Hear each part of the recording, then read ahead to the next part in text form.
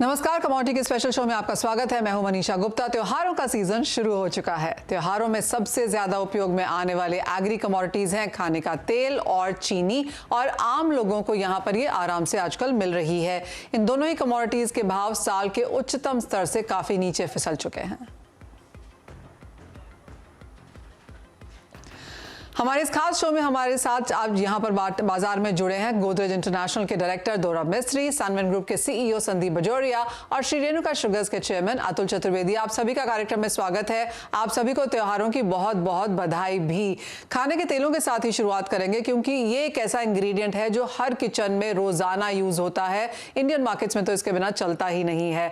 और भावों में इस साल काफी उठापटक देखने को मिली है, इतनी ज्यादा जो पिछले कई सालों में शायद हमने बनते हुए नहीं देखी। अपने all time highs, multi year highs जो हमने ऑलमोस्ट सभी खाने के तेलों में बनते हुए देखे, वहां से भाव अब काफी नीचे टूट चुके हैं। और काफी हद तक यहां पर कई सरकारों का हाथ भी रहा है, चाहे वो इंडोनेशिया रहा हो या फिर भारतीय बाजारों में, जहां पर हमने काफी सारे पॉलिसी मेजर्स देखे जिसका इंपैक्ट भी यहां पर प्राइसेस में रहा। अतुल जी, सबसे पहले आपसे जानना चाहेंगे, जिस तरह से यहां पर फिलहाल भाव नजर आते हैं, ये जो पूरा त्योहारों वाला क्वार्टर है, कैलेंडर ईयर का आखिरी क्वार्टर, कैसे देखते हैं आप यहां पर प्राइसेस?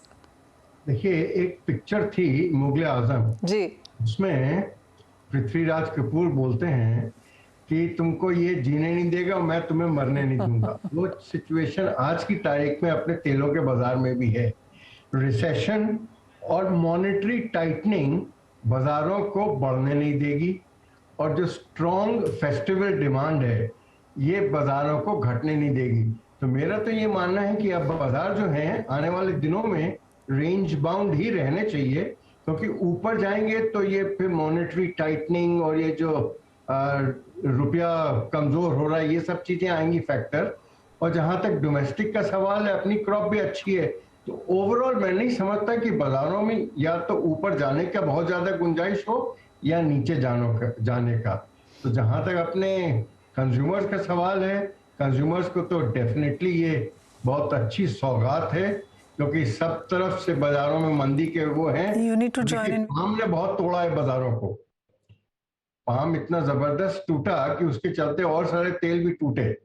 तो that should be a good inkling for the consumers. जी हाँ, सभी खाने के तेलों में यहाँ पर भावों में काफी गिरावट देखने को मिली है। संदीप जी, आप कैसे देखते हैं जो इतने सारे मेजर्स यहाँ पर लिए गए? आपको क्या लगता है? ऑफ कोर्स कंज्यूमर के लिए तो बहुत ही खुशी की बात है, क्या आपको लगता है किसान कहीं पीछे छूट गए इन सब मेजर्स में? निशा जी, पहली बात तो आपने तो तेल और चीनी की कही, तो मैं कहूंगा आपके मुंह में घी शक्कर। और अभी त्योहारों का टाइम है, तो मिठाई और नमकीन, मिठाई बनेगी शक्कर से और नमकीन बनेंगे तेल से। तो मिठाई और नमकीन खाने का बड़ा मौका अच्छा आ गया है। कंज्यूमर को राहत है, कंज्यूमर बड़ी तरह से एंजॉय कर सकता है। पिछले महीने में हमने देखा सितंबर में इंडिया में रिकॉर्ड इंपोर्ट हुआ वेजिटेबल ऑयल का। 17-17.5 लाख टन तेल हमने इंपोर्ट किया है। तो अब इनफ तेल अवेलेबल है हमारे सिस्टम में, डिमांड भी अच्छी है और बहुत अच्छी तरह से इस डिमांड को मीट कर रहे हैं इंडस्ट्री और ट्रेड। तो ये बहुत खुशी की बात है हमारे लिए भी। और जहां तक किसानों का सवाल आप जो कह रही हैं, वो अभी सोयाबीन की कीमतें जो आप देख रहे हैं, प्लांट डिलीवरी की कीमतें अभी 5,000 से 5100 रुपया हो चुकी है, और मंडी की कीमतें अभी समझ के चलिए 47,500 से 4800 रुपए के रेंज में है, और सपोर्ट प्राइस 4300 रुपए की है सोयाबीन की। तो अभी भी हम सपोर्ट प्राइस के ऊपर है, लेकिन डेफिनेटली ये सिचुएशन जो है, ये मुझे लग रहा है कि दीपावली के बाद में जब अराइवल बढ़ेगी, अराइवल बढ़ने के बाद में किसानों के लिए ये दिक्कत हो सकती है, और किसानों को एक बार सपोर्ट प्राइस के आसपास सोयाबीन आ सकता है।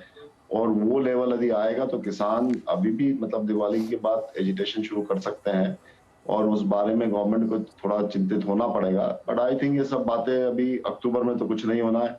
नवंबर में भी मुझे लग रहा है कि गुजरात के इलेक्शंस है, तो लेट अस बी प्रैक्टिकल कि जब तक इलेक्शंस नहीं हो जाते नवंबर एंड तक, जब तक मुश्किल है। पर दिसंबर के फर्स्ट हाफ में मेरे ख्याल से गवर्नमेंट को फिर ये बैलेंस आउट करना पड़ेगा कंज्यूमर और फार्मर के बीच में, और दिसंबर के फर्स्ट हाफ में दिन प्रोबेबिलिटी बन सकती है गवर्नमेंट को ड्यूटी बढ़ाने के लिए एक बार सोचना पड़ेगा, और वो शायद हालत बन जाएंगे, तो वो बात होगी। तो लेकिन फिर भी आप देखें तो अच्छा है कि कंज्यूमर को त्योहारों के समय अच्छी राहत मिल जाएगी, और किसान जब अपना माल मंडी में लाएगा और फुल फोर्स में जब नवंबर एंड में दिसंबर में माल आएगा, तो गवर्नमेंट कोई करेक्टिव मेजर उस समय ले सकती है, तो वो ले ले। और जहां तक अभी एक देख रहे हैं आप, बारिशें अभी तक चल रही है, बारिशें अभी विड्रॉ नहीं हुई है, मानसून एक्सटेंडेड बन चुका है एंड इस चक्कर को लेके थोड़ा सा फसल भी डिले हो गई है, थोड़ा बहुत नुकसान और एडिशनल होने की जगह बन रही है।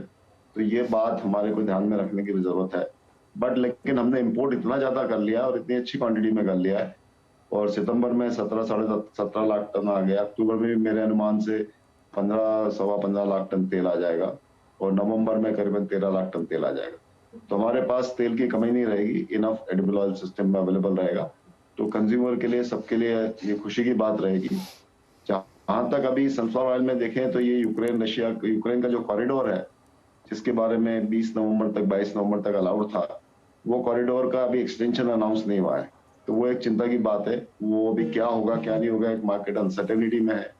इसके लिए थोड़ा सनफ्लावर का मार्केट अभी थोड़ा सा ऑफर साइड जो है थोड़े से रिड्यूस हो गए हैं। ओके, सर्टेनिटी नहीं हलती है। बाकी सोयाबीन और पाम में सप्लाई फुल फोर्स में शुरू है, और वैसे सनफ्लावर में हमें रशिया से भी सप्लाई बहुत मिल रहा है, अच्छी तरह से मिल रहा है, तो वो भी दिक्कत नहीं है। ऑलराइट, यानी कि अवेलेबिलिटी को लेकर कोई चिंता नहीं है।